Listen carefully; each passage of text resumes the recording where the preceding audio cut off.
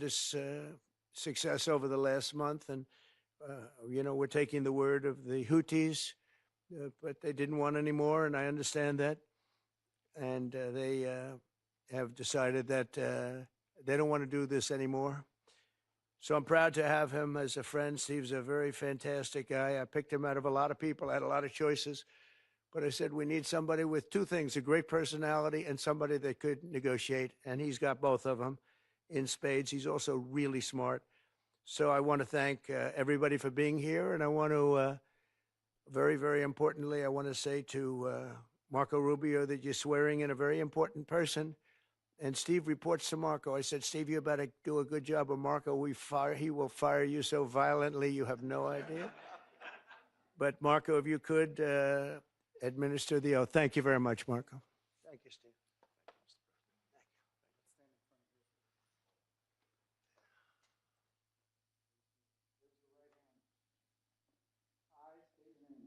I, Steve Witkoff, do solemnly swear that I will support and defend the Constitution of the United States the Constitution of the United States against all enemies, foreign and domestic, that I will bear true faith and allegiance to the same, that I take this obligation freely without any mental reservation or purpose of evasion, and that I will well and faithfully discharge the duties of the office on which I am about to enter. So help me God. Congratulations.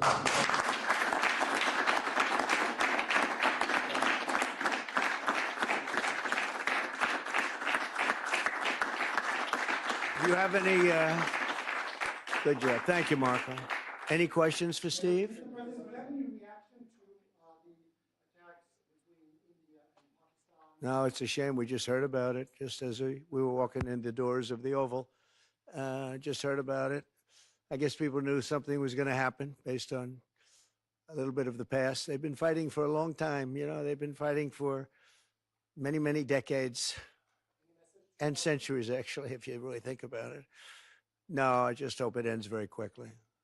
Mr. President, are you considering adding a stop in Israel during next week's trip to the Middle East? And also, what's your reaction to Israel's plan to reoccupy Gaza if there is no ceasefire? Well, the plan we haven't talked about, but we're not planning on stopping in Israel. But we will be doing it at some point, but not for this trip. Mr. President, there's a report that the UK is offering various trade concessions. What's your response to that? And also, who? What? The United Kingdom. Yeah. And can you also say if you were discussing tariffs with Mr. Arnold? And what about the United Kingdom? They're offering various trade concessions, apparently, cars, steel, digital services. They're offering us concessions? Yes. I hope so. They do want to make a deal very badly. Did you say your guests here, are you discussing tariffs or business? No, I think that United Kingdom, like every other country, they want to be go shopping in the United States of America. China wants to, very much wants to make a deal. They all do. But yeah, I would say that every country wants to make a deal, and not the ones they had in the past where we were like, look, we were being ripped off by every country practically without exception in the entire world.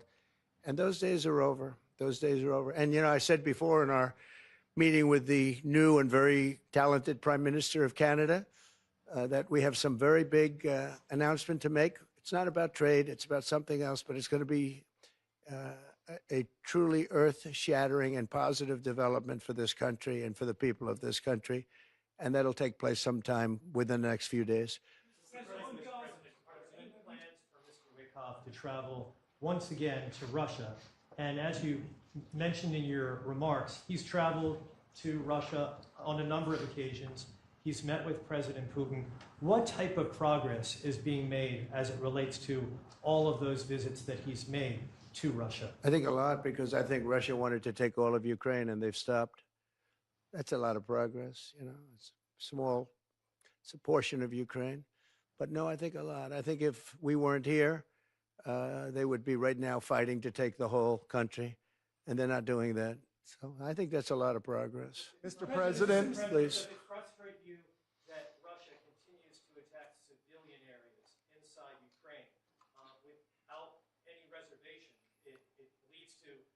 scores of casualties almost on a daily basis. I don't like anything about that war. It's a war. I don't like anything about it. And I'm not happy with that. No, not at all. Not even a little bit. Yeah. Mr.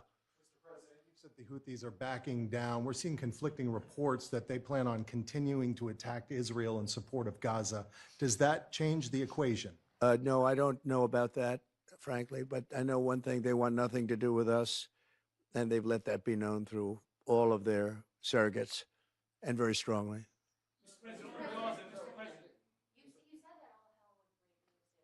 hostages weren't released.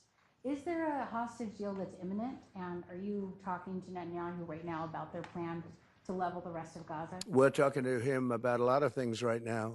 This is really crunch time. I would tell you, for Iran and for their country, this is a very important time for Iran. This is the most important time in the history of Iran for Iran, and I hope they do what's right. I'd love to see a peace deal, a strong peace deal. They cannot have a nuclear weapon, but I would say that this is the single most important period in the history of Iran, which is a long history, and we want it to be a great country. Let it be a tremendously successful, rich country. They have everything you need. The people are incredible. They have vast amounts of oil and assets. We want it to be a successful country. We don't want to do anything that's going to get in the way of that, but they can't have a nuclear weapon. And if they choose to go a different route, it's going to be a very sad thing. And it's something we don't want to have to do, but we have no choice. They're not going to have a nuclear weapon. They're not going to have a nuclear weapon. Do you understand that? Okay. Regards to the Houthis, have you told the military to stop attacks against the We Houthis just, as of now, or? yeah, we just informed them a little while ago, Okay. and all action is stopping. Some people probably haven't heard yet. You know, there are various people in various rather strategic locations, but by this moment, they should just about all know, Marco, I think, that the attacks are going to stop both ways, and that's pretty much it. But we've just informed everybody just a little while ago. To attack Israel, which you said you didn't know about, but if they continue to attack Israel, just not attack. Well, I'll the discuss that if something happens. Okay, if something happens with Israel and the Houthis. Yeah. Announce later this week.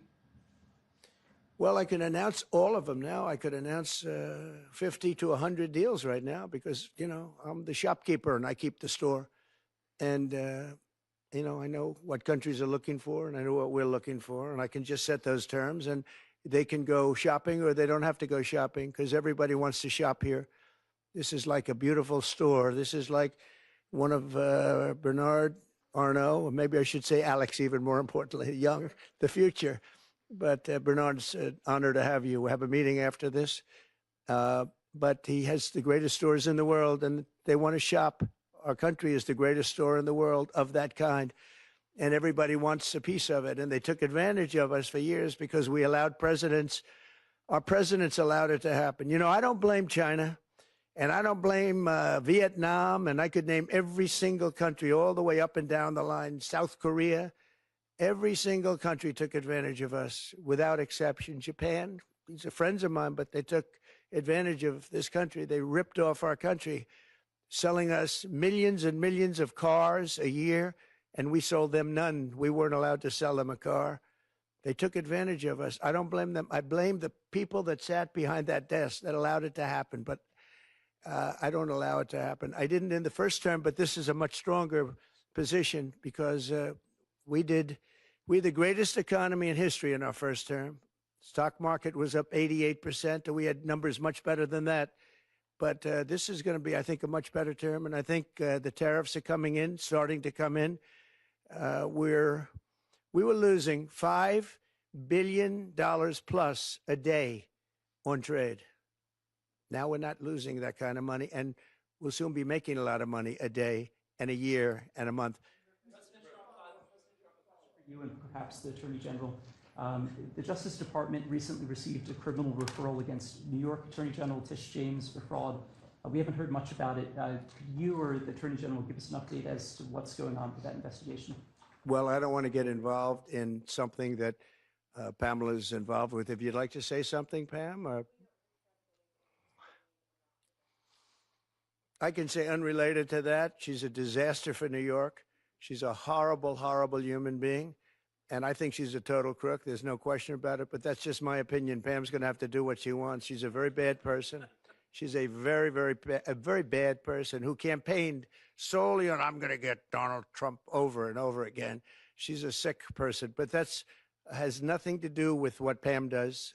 Pam is going to do what's right. She always does. I've known her a long time. Yeah, go ahead, behind you. Thank you.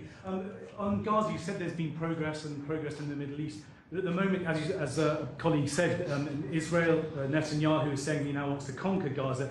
Is there any prospect of any movement on that? Are you happy with what Netanyahu Well, we've is gone very slowly because we want to try and get as many hostages saved as possible, and we've done a good job in that regard.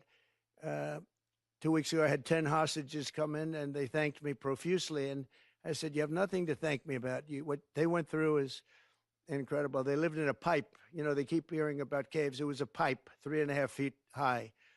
And they didn't know if they were going to breathe. They didn't know if they were going to live to the next day. They lived like hell. I couldn't believe the stories I was hearing. And they weren't grandstanding. These were people that were seriously mistreated. One was in for 512 days. One was in for 361, I guess, days. And one was in for a shorter period of time. The stories were unbelievable. I said, how many people are left? How many are left? They said, 59. I said, oh, wow, that's more than I thought. They said, well, only 24 are living, but now it's 21. That was a week ago. Now it's 21 are living. And these are young people. These are young people don't die. Old people die. Young people don't die under these conditions. So of the 59 people, and they said 59, and I said, really? But they said only 24 are living. And I now correct, I say 21, because as of today, it's 21. 3 have died. So this is a terrible situation. We're trying to get the hostages out. We've gotten a lot of them out. As the expression goes, there's 21 plus a lot of dead bodies. You know, parents came up to me on numerous occasions, but a couple in particular, they came up to me 2 weeks ago and they said, please, sir, my son is dead. Please get us back his body. They wanted his body. He's dead. They know he's dead. They wanted his body as much as you would want the boy if he was alive. It's a very sad thing. Thank you very much, everybody. Thank you.